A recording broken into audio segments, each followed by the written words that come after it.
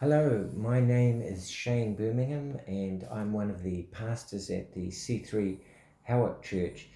And I'm with my dear friend Wasim here. Thank you very much pastor Shane. खुदा यीशु मसीह के नाम में आप सबको सलाम। मेरे साथ I was pastor al- Shane हैं जो C3 चर्च हॉविक ऑकलैंड से हैं। I was also previously a principal of two different Bible colleges for about 18 years, and uh, and and so today I would just like to share something about the end times with you. Pastor Shane जो है वो दो मुख्तलिफ colleges में खुदा की तालीम देते रहे हैं और आज ख़ास दिन खुदा यीशु मसीह की दूसरी कमिंग आमदसानी के बारे में कुछ बताना चाहते हैं।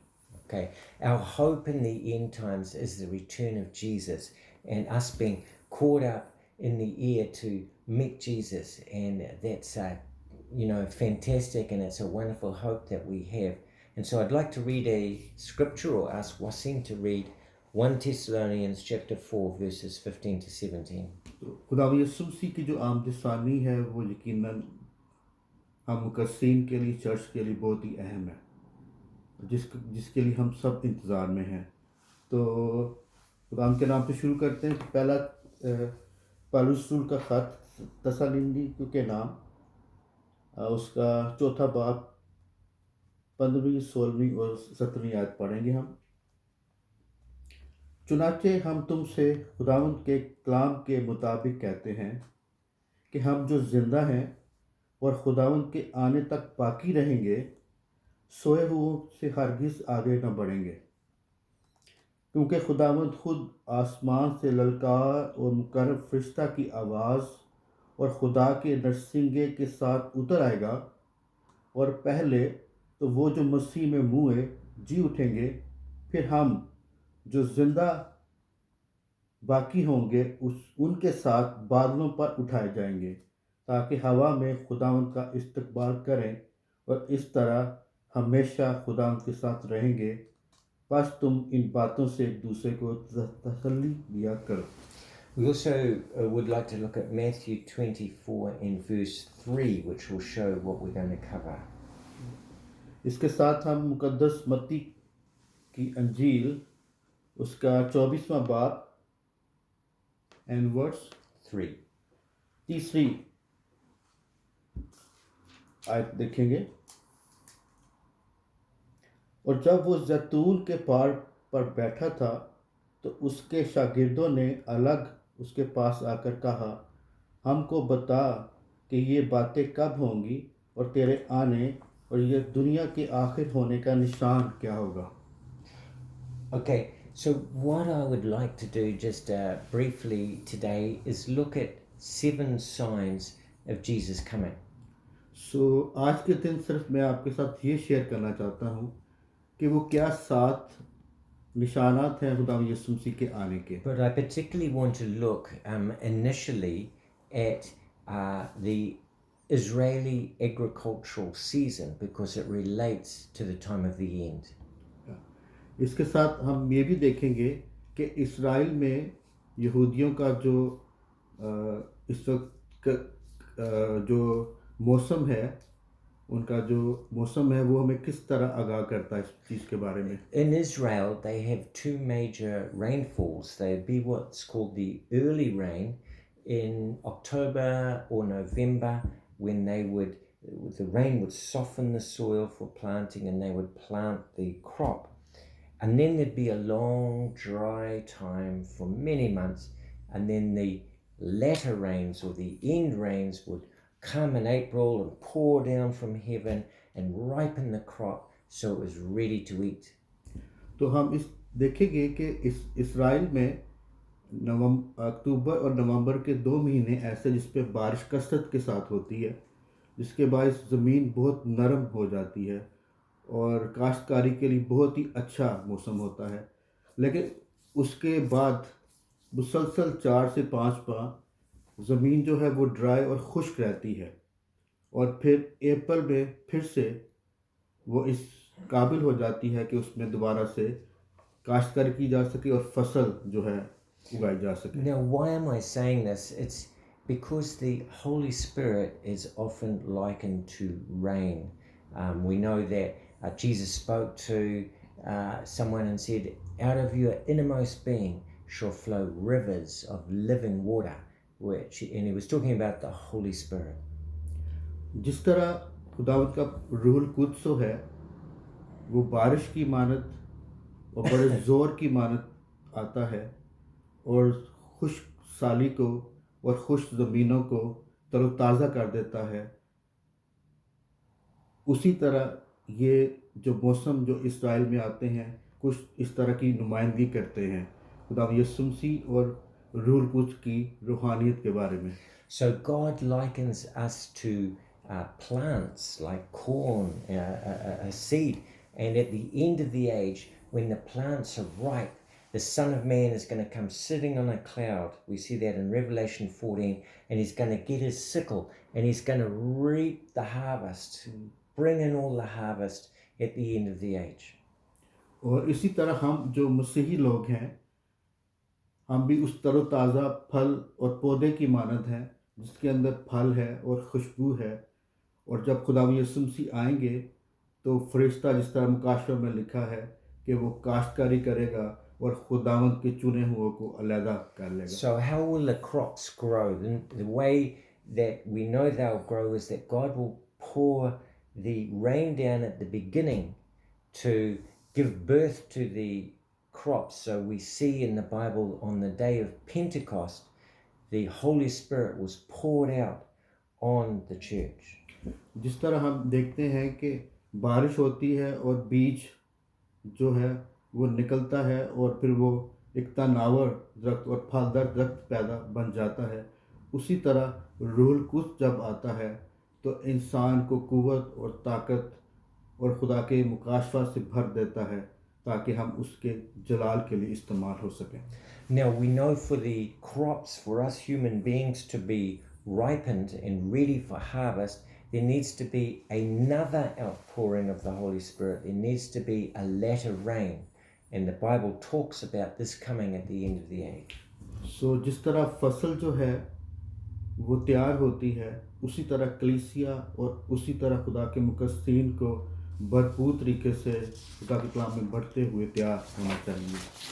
Okay, so we know that after the early church, and that pouring of the Spirit, the church came into a long dry spell, maybe 1500 years, where there was very little evident activity that we could note of the Holy Spirit in history.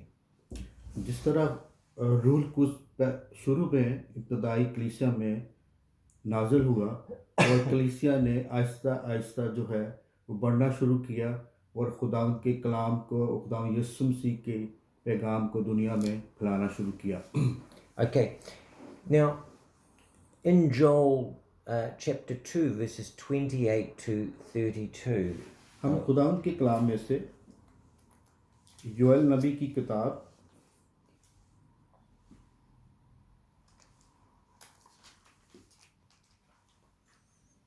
उसका दूसरा बाब 28 और 32 आयत जो है वो देखेंगे.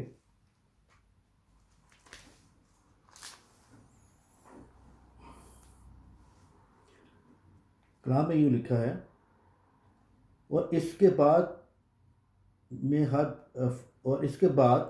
हर फर्द व बशर पर अपनी रूह नाज़िल करूँगा और तुम्हारे बेटे बेटियां नबूवत करेंगे, तुम्हारे बूढ़े ख्वाब और जवान रोया देखेंगे, बल्कि मैं उन अयाम में गुलामों और लौंडियों पर अपनी रूह नाज़िल करूँगा और मैं ज़मीन और आसमान में अजाइब ज़ाहिर करूँगा, यानी खून और आग और धुएँ के सतून, इससे पेशतर के खुदावंद का खौफनाक रोज़े अजीम आए, आफताब तारीक और महताब खून हो जाएगा.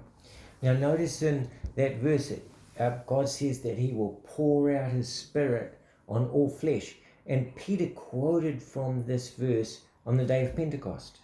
हम देखते हैं कि जिस तरह खुदावंद का रूह फर्द बशर पर नाजिल होता है, उसी तरह पेंतिकोस्त के दिन खुदा का पाक रूह नाज़िल। But this verse wasn't completely fulfilled on the day of Pentecost, that God would pour out his Spirit, because we read in Joel 2 verse 32, he talks about things that only happen at the end of the time. In 31, the sun will be turned to darkness and the moon to blood before the coming of the great and dreadful day of the Lord. So he's speaking about the end of time when the Lord comes again. So this pouring out of the Holy Spirit, some of it is yet to happen.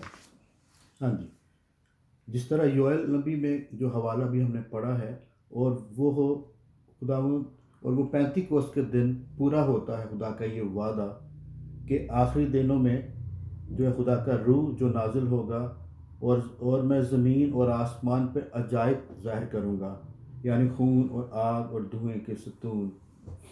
As I mentioned earlier, there was the first outpouring, then the dry period, and then in around the year 1900, the Holy Spirit was poured out again on humanity. जैसे कि शुरू में मैंने बताया कि जिस तरह बारिश आती है और उसके बाद खुश्क साली आती है, उसी तरह खुदावंद का रूह जो है वो नाजिल होता है और इंसान को और दुनिया को जो है वो अपने रूह से, अपने कलाम से भरता है। In fact, some historians call the 20th century the century of the Holy Spirit. कुछ जो तारीखदान हैं इसी तरह तारीख के बारे में बताते हैं। It started with two major revivals where the Holy Spirit was poured out. In America, the Azusa Street revival, and in Wales, the Welsh revival. उसी तरह ये जो दो रिवाइवल्स हैं जो अमेरिका में जिनका जिक्र किया गया है वो आते हैं। And then Pentecost exploded. All the Pentecostal denominations formed at that time. The Church of God, the Assemblies of God, all the major Pentecostal churches came out of that second great outpouring of the Holy Spirit. और ये जो बड़े मोर्चे हैं, revivals हैं जो America से शुरू हुए, और ये सिर्फ और सिर्फ रूह कुद्स के नज़ूल की वजह से, और उसके बाद जो कलीसिया है, जो पेंटिकोस्टल कलीसिया है, उसका जन्म होता है। And that rain continued pouring down on humanity. Later in the 20th century, it crossed denominational barriers, and we have the charismatic movement. And this pouring out of the Holy Spirit affected virtually all denominations. और ये 2000 सदी तक, 20वीं सदी तक जो है खुदा यीशु मसीह का पाक रूह नाजिल होता रहा, और जिस तरह ये मूवमेंट जो है वो पूरी दुनिया में आहिस्ता आहिस्ता जो है वो फैलती है। And now we have about 600 to 700 million Pentecostals or charismatic Christians in the world. So जिसकी बदौलत, पाक रूह की बदौलत, अब जो है 6 से 7 मिलियन जो मसीही लोग हैं, जो चर्चेस हैं, उनका वजूद हो चुका है। So isn't that good, brother? क्या ये वाकई बड़ी अच्छी बात है? Okay, let's have a look at James chapter 5 verse 7. आइए खुदाम के कलाम में से James 5.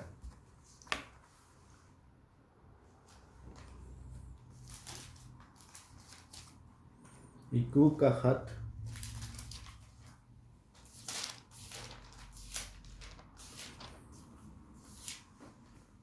उसका 5वां बाब और उसकी वर्स Verse 7. उसकी 7वीं आयत देखेंगे। बस ए भाइयों, खुदावंद की आमद तक सब्र करो। देखो किसान ज़मीन की कीमती पैदावार के इंतज़ार में पहले और पिछले मीह के बरसने तक सब्र करता रहता है। So you see how the farmer has the two rainfalls the Bible speaks about, and it relates to the Lord's coming. And so you are living right now in the age of that second rainfall, that second final rainfall that ripens the crops ready for the Son of Man to harvest. You're alive right now when this is about to happen. जिस तरह हमने पढ़ा कि किसान इंतज़ार करता है पहले और पिछले मी के बरसने तक, और उसी तरह हम जो कलीसियाँ हैं, खुदावंद यीशु मसीह की दूसरी आमद, दूसरी, जिस तरह किसान बारिश का इंतज़ार करता है, उसी तरह खुदावंद यीशु मसीह की आमद सानी के इंतज़ार में है। Can you turn to Matthew chapter 24, please? आइए हम खुदावंद के कलाम में से So we're going to look at some of the signs, 7 signs of Jesus coming back again that he spoke about. Matthew 24 verse 7. हम मत्ती रसूल की अंजील उसका 24वां बाब और उसकी 7वीं आयत देखेंगे, verse 7।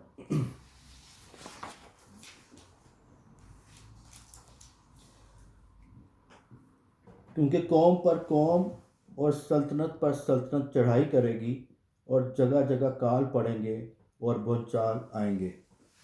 Okay, now we've all seen in recent years, devastating earthquakes. There's been warfare everywhere. In this last century, we had the 2 biggest wars the world has ever seen: the First World War, Second World War. There've been earthquakes increasing rapidly in, the last 50 years, like the world has never seen before. जिस तरह हम देख चुके हैं कि पिछले 50 से 60 सालों में बहुत सी जंगें हो चुकी हैं। पहली जंग अजीम हुई, फिर दूसरी जंग अजीम हुई, और उसी तरह हम देख सकते हैं कि बहुत से जगहों पर जो है कहर साली हुई, जो है भूचाल आए हैं। ये सारी चीज़ें हम सुन चुके हैं, देख चुके हैं। So that's the first sign. We'll now turn to Revelation chapter 13 and we will see the second sign. हम दूसरा निशान जो है वो मुकाशवा की किताब उसका 13वां बाब देखेंगे, Verses 16 to 17 of Revelation 13. जी, मुकाशवा 13वां बाब उसकी 16वीं और 17वीं आयत। और उसने सब छोटे बड़ों और दौलतमंदों और गरीबों, आज़ादों और गुलामों के दाहिने हाथ या उनके माथे पर एक एक छाप करा दी, ताकि उसके सिवा जिसका पर निशान यानी उस हैवान का नाम या उसके नाम का अदद हो और कोई ख़रीद और फरोख्त न कर सके। हिकमत का ये मौका है, जो समझ रखता है वो इस हैवान का अदद गिन ले, क्योंकि वो आदमी का अदद है और उसका अदद 666 है। Okay, now we can see there that the beast makes everyone who wants to buy and sell get this mark on their forehead or on their hand. हमने पढ़ा कि जिसके ऊपर हैवान की छाप होगी, उसका निशान होगा, उसकी स्टैंप होगी, वही खरीद और फरोख्त कर सकेगा। What is happening in the world today? आजकल क्या हो रहा है दुनिया में? We see in many places now they put a little chip about the size of this black pen here and they inject it into the hands. जी, हम देख रहे हैं, हम सुन रहे हैं, हम बहुत सारी वीडियोस भी देख रहे हैं कि दुनिया में इस छोटे चिप, इसकी साइज की चिप जो है वो कोशिश की जा रही है कि इंसानों में लगाई जा सके। In some companies, you have that in your hand so that when you go to the door, it will unlock the door for you. You use it as your password. You use it to buy products from the company. हम देख रहे हैं क्योंकि ज़माना बहुत जदीद हो गया है, तो बहुत सी जगहों पर लोग इस चिप को अपने घर के दरवाज़ों पर उसको खोलने के लिए और उसको बंद करने के लिए और अपनी शॉपिंग के लिए इस्तेमाल कर रहे हैं। The country of Denmark has also stopped printing any cash from the year 2014, so they don't print any more cash now. Denmark जो कंट्री है, ये जो मुल्क, इसने 2014 से जो रुपया छापना बंद कर दिया था और वहाँ पर अब करेंसी, फिजिकल करेंसी नोट जो है वो नहीं है। And there is a supermarket in London that is called Costcutter. और उसी तरह लंदन में इंग्लैंड में एक मार्केट है जहाँ पर ये ऐसा हो रहा है। And what they have done, they record pictures of your hand and the veins in your hand as your identification. आपकी निशानी के लिए, आपकी पहचान के लिए, आपके जो हाथों की जो हाथों हाथों के ऊपर कोई नसें हैं उसके ज़रिए से आपकी निशानदेही की जा रही And है। they link that to your bank card through WorldPay. और जो आपका क्रेडिट कार्ड है, आपका जो बैंक कार्ड है जिसे आप पैसे लेते और देते हैं और शॉपिंग करते हैं, उसको आपकी इस के साथ जोड़ दिया गया है। So now anybody shopping in that supermarket, when they pay for their goods, they just pass their hand under the scanner, and that's all they do. तो इस मार्केट में जब आप शॉपिंग कर लेते हैं तो आप सिर्फ अपने हाथ को स्कैन करते हैं तो आपकी पेमेंट जो है पूरी हो जाती है। They say it is very good for older people because they don't have to find their card and they don't have to remember what their PIN number is. हाँ जी, वो कहते हैं कि बुज़ुर्गों के लिए बहुत अच्छा है क्योंकि वो बूढ़े हैं, कमज़ोर हैं, वो उनके लिए बहुत आसान है, इजी है कि वो इस तरह की पेमेंट मेथड को वो इस्तेमाल कर So it will be very good for Wasim. मेरे लिए बहुत अच्छा, पर मैं बुजुर्ग नहीं हूँ। Only joking, only joking. So we can see that the technology is in place that soon we can only buy or sell if we have a mark on our hand or our forehead. हाँ जी, technology जो है वो नाफज की जा रही है और हो चुकी है कि हम खरीदो फरोख्त में इसको इस्तेमाल कर सकें। All right. So that is the second sign. The third sign is a rise of an ungodly kingdom. जो तीसरा निशान है कि Third sign. तीसरा साइन जो है कि वो एक ऐसी Rise of an ungodly kingdom. ऐसी हुकूमत बनेगी जो जो खुदा के खिलाफ होगी। Over one page. You've got to turn it over. Yeah. That one. All right. Now, 2 Thessalonians chapter 2, we won't turn there. It says that we won't be gathered to the Lord until the man of lawlessness is revealed. We also know that the Bible speaks about a beast, which is an alliance of nations opposed to Christians and Jews.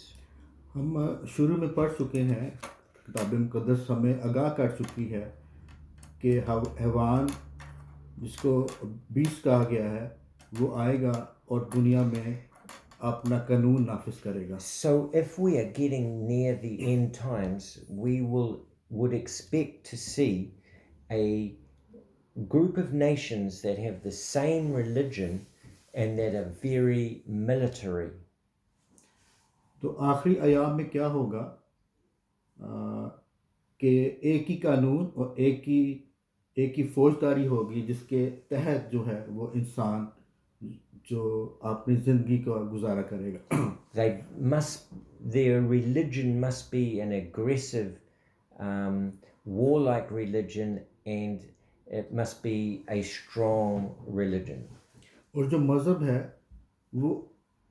वो ऐसी शक्ल इख्तियार कर जाएगा जिसके अंदर प्यार और मोहब्बत नहीं है बल्कि एक फ़ौज की तरह, एक ज़ालिम फ़ौज की तरह मज़हब बन जाएगा। And we are seeing this on the earth today. और हम इन सारी बातों को आजकल देख सकते हैं। Okay, so that is the third sign. तो ये तीसरा निशान है। All right, I don't want to talk any more about that one just now. मैं कुछ ज़्यादा इस बारे में बात मज़ीद करना नहीं चाहता, आगे बढ़ते हैं। Okay, the fourth sign is the reformation of the nation of Israel, and we will turn to Luke chapter 21 to look at that. The reformation or reforming of the nation of Israel. चौथे निशान के लिए हम लूका की अंजील उसका 21वां बाब देखेंगे। So verse 24 of Luke 21. What about your tags? Are they? लूका की इंजील उसका 21वां बाब और उसकी 24वीं आयत। Is that chapter 21 verse 24? Yeah. And it talks about Jerusalem will be trampled on by the Gentiles until the times of the Gentiles are fulfilled. और वो तलवार का लुकमा हो जाएंगे और असीर होकर सब कौमों में पहुंचाए जाएंगे, और जब तक गैर कौमों की मियाद पूरी न हो यरूशलेम गैर कौमों से पामाल होता रहेगा। And then after this verse, Luke moves very quickly to Jesus coming again. और इसके साथ ही लूका जो है वो खुदा यीशु मसीह की दूसरी आमदसानी के बारे में बताता है। Now we know Jerusalem was destroyed by the Romans in AD 70 and then again in AD 130, and it was trampled on by non-Jews for nearly 2,000 years. तो हम देखते हैं कि यरूशलेम जो है वो 2 दफ़ा पसमार हो चुका है, मसमार किया गया है 870 में, उसके बाद दूसरी जगह पर, और कई सालों से ये जो है बर्बाद होता रहा। But then something amazing happened. फिर एकदम से एक मौजज़ा होता है। Israel ceased to exist as a sovereign nation, 1948 but in 1948 it reformed as a nation again. The United Nations declared that there was a new nation on the earth, the nation of Israel.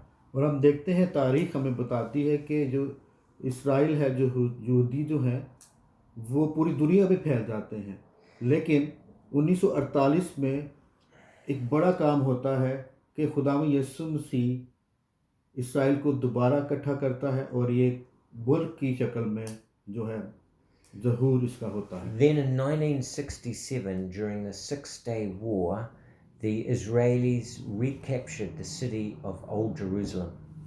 और हम देखते हैं कि 1967 में जो यहूदी हैं, Israeli जो हैं, वो अपनी पुरानी जो इनके शहर है उन पर कब्जा कर लेते हैं। So Old Jerusalem was no longer being trampled on by the Gentiles. तो जो यरूशलेम है वो अब जो है इसराइल के कब्जा में है, उसके इख्तियार में है, और कौमें अब उसको मस्मार नहीं कर पा रही हैं। Very similar to the Luke prophecy we just read. और ये बिल्कुल वैसा ही है जैसे कि लूका की अंजील उसका अभी जो हवाला हमने 21वें बाब में पढ़ा है। And it is very important for the end times to happen that we have the nation of Israel in existence. और ये जो रेफरेंस है, ये जो हवाला है, बहुत ही अहम है आखिरी अयाम के बारे में। Do you want to talk about the Mount of Olives? जो जैतून का पहाड़ है, हम देखते हैं कि मत्ती की इंजील उसका 24वां बाब में खुदावंद यीशु मसीह वहाँ पर बैठकर आखिरी अयाम के बारे में अपने शागिर्दों को बता रहे हैं, और ये बहुत ही अहम पहाड़ है।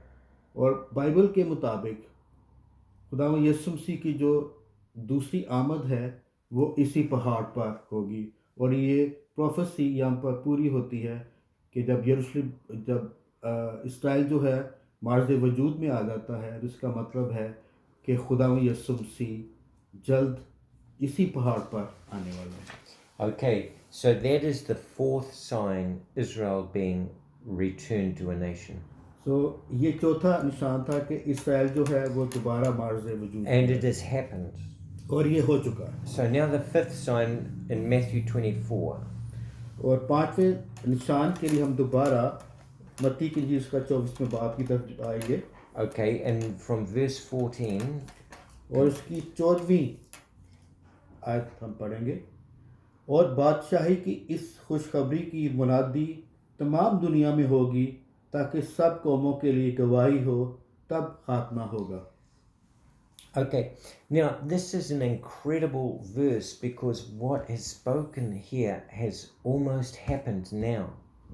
और ये जो आयत है, ये जो हवाला है, इसके मुताबिक जो है कलाम पूरी दुनिया में फैल चुका है। When Jesus spoke this verse, he only had about 70 followers, but now Christianity is a worldwide religion being preached in every nation, and about 2 billion people claim to follow Christ. और खुदा का शुक्र है कि जब यीशु मसीह इस हवाले को बता रहे थे तब सिर्फ 70 लोग सुनने वाले थे, और अब जो है पूरी दुनिया में खुदा का कलाम जो है वो फैल चुका So the fifth sign is nearly fulfilled. है।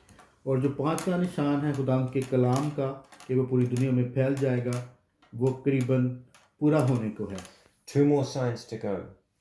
2 निशानात बाकी हैं। The eighth sign is the tossing of the seas in Luke 21. हम अगले निशान के लिए दोबारा से लूका की अंजील उसका 21वें बाब की तरफ आएंगे, Right, verse 25, please. और उसकी 25वीं आयत देखेंगे। लूका की अंजील 21 बाब 25वीं आयत। और सूरज और चांद और सितारों में निशान जाहिर होंगे, और ज़मीन पर कौमों को तकलीफ़ होगी, क्योंकि वो समुंदर और उनकी लहरों के शोर से घबरा जाएंगे। Okay, what could that be? The people being in anguish and perplexity at the roaring and tossing of the seas. Why? क्यों ऐसा होगा कि लोग परेशान और तकलीफ में क्यों आ जाएंगे, कौमें क्यों परेशान हो जाएंगी? Only one generation of humanity has an intelligent answer to that. सिर्फ एक ही जो अक्लमंद कौम है इसका जवाब दे सकेगी, And that is our generation, because we are experiencing global warming and the rising of the sea levels. और सिर्फ हम जो कलीसियां हैं खुदा के लोग, हम इस बात को जानते हैं और इस बात का जवाब दे सकते हैं। Many countries are scared. For instance, Kiribati, where most of the land is only 1 meter above the sea level. और बहुत सी के जो ममालिक हैं उनका जो पानी का लेवल है, सी लेवल जो है वो बहुत ही करीब आ चुका है, They have 112,000 people. और वहाँ पर सिर्फ 12,000 लोग जो हैं Once the salt water comes and mixes with the drinking water, then they can't live there anymore. और जब ये पानी जो है उनके लेवल तक जहाँ पर वो रह रहे हैं उस तक आ जाएगा तो फिर उनके लिए जीना जो मुश्किल हो जाएगा। So people are in anguish at the roaring and tossing of the seas now. So, अब क्या हो रहा है कि इस तरह के लोग परेशान हैं, कौमें परेशान और तकलीफ में हैं। All around the world, just as Jesus said would happen at the end. और पूरी दुनिया में ही ऐसा है कि लोग परेशान और हैरान और तकलीफ और मुश्किल में हैं। So that is the sixth sign we see. और ये छठा निशान है जो हमने देखा है। The final sign is the disruption of the heavenly bodies.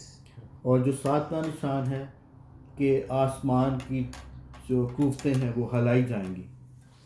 If we could turn to Matthew 24 and verse 29. हम मत्ती की इंजील उसका 24वां बाब और उसकी 29वीं आयत 29। 24 verse 29. Chapter 24 verse 29.